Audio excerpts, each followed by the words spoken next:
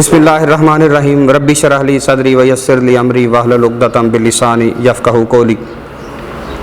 اس وقت جس طرح کے حالات فلسطین میں چل رہے ہیں ان کو دیکھ کے دل خون کے آنسو روتا ہے کہ فلسطین کے ایک بچے نے یہ کہا تھا کہ آپ روز کی 5 نمازیں پڑھتے ہیں، ہم 6 نمازیں پڑھتے ہیں، ہم فجر، ظہر، عصر، مغرب، عشاء اور ایک جنازہ ہم روز یہ نمازیں پڑھتے ہیں، اور وہ چلا چلا کے امت مسلمہ کو پکار رہے ہیں۔ اور انہوں نے حماس نے یہ کہا ہے کہ جتنی ہماری فورسز ہیں وہ ہمیں 10% اگر اپنے ٹوٹل اسلحے کا صرف 10% ہمیں دیں تو آپ آ کے ہم سے آزاد فلسطین لے لیں، اگر آپ خود نہیں آنا چاہتے تو۔ یہ جذبہ ایمانی ہے ان کا، وہ لڑ سکتے ہیں، وہ ٹکرا سکتے ہیں۔ تو ہمیں ضرورت ہے اس امر کی کہ ہم فلسطین کے بہن بھائیوں کے ساتھ تعاون کریں، ان کے لیے صرف ہم آواز ہی بلند نہ کریں بلکہ پریکٹیکلی ہماری گورنمنٹس کو چاہیے کہ وہ ان کا ساتھ دیں، وہاں پہ جا کے ان کا دفاع کریں، کیونکہ یہ ہماری تاریخ بھری پڑی ہے کہ جب اسپین ہم سے لیا گیا تو وہاں پہ مسجدوں کے میناروں کو گٹاروں کی شکل دی گئی۔ آپ افغانستان میں دیکھ لیں تو وہاں پہ طالبان کو ٹینکر میں بند کر کے آگ لگا دی گئی، وہ ایک دوسرے کا لہو پی کے زندہ رہنے کی کوشش کرتے رہے۔ یہ ہماری تاریخ، ہم نے تاریخ سے نہیں سیکھا،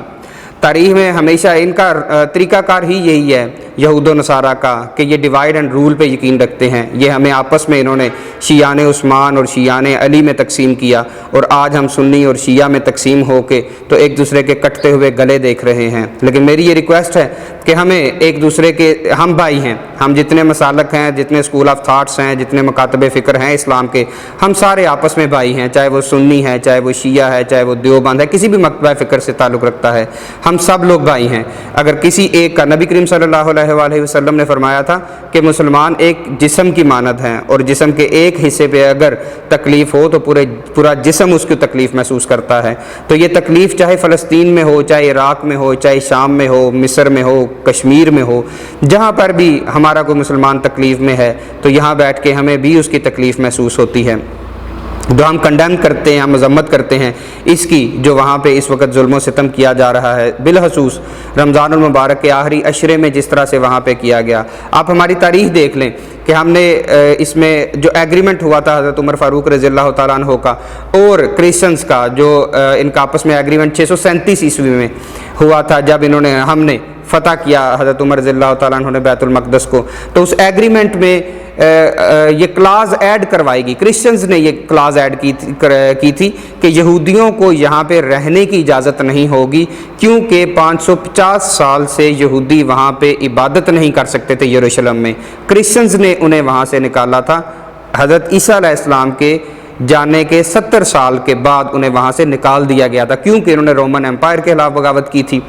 عیسائیوں کے خلاف بغاوت کی تھی۔ خیر انہیں وہاں سے نکال دیا گیا، ان کی جو عبادت گاہ تھی وہاں پہ گندگی کے ڈھیر لگا دیے گئے۔ حضرت عمر نے جب وہ فتح کرنے کے بعد، کعب نام تھا اس یہودی کا جس کو بلایا گیا، اسے حضرت عمر نے پوچھا کہ بتاؤ تمہاری عبادت گاہ کہاں تھی؟ اس نے بتایا جی فلاں جگہ پہ جہاں پہ گندگی کا ڈھیر تھا۔ حضرت عمر نے فرمایا کہ ہم بھی اس کو صاف کریں گے اور یہاں پہ تم اپنی عبادت کر سکتے ہو۔ ارے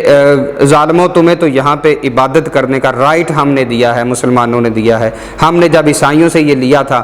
یہ بیت المقدس جب لیا تھا، ہم نے نہ کسی کی گردن اڑائی، نہ خون کا ایک قطرہ گرایا، نہ ہم نے کسی کی عزت لوٹی، بڑے پرامن طریقے سے ہم نے بیت المقدس لیا، اور وہیں پہ عیسائیوں کو عبادت کرنے کی اجازت دی، یہودیوں کو عبادت کرنے کی اجازت دی، مسلمان بھی وہاں پر آزادی سے اپنی عبادت کرتے تھے۔ لیکن جب تم لوگوں نے ہم سے یہ بیت المقدس واپس لیا تو تاریخ گواہ ہے کہ سلطان صلاح الدین ایوبی نے کیوں تم سے یہ دوبارہ واپس لیا۔ تم نے جب ہم سے یہ واپس لیا تھا بیت المقدس تو 1 لاکھ مسلمانوں کا قتل عام تم نے مسجد اقصیٰ میں کیا تھا، اور آج بھی یہ یہودی، یہ نصرانی، یہ اسی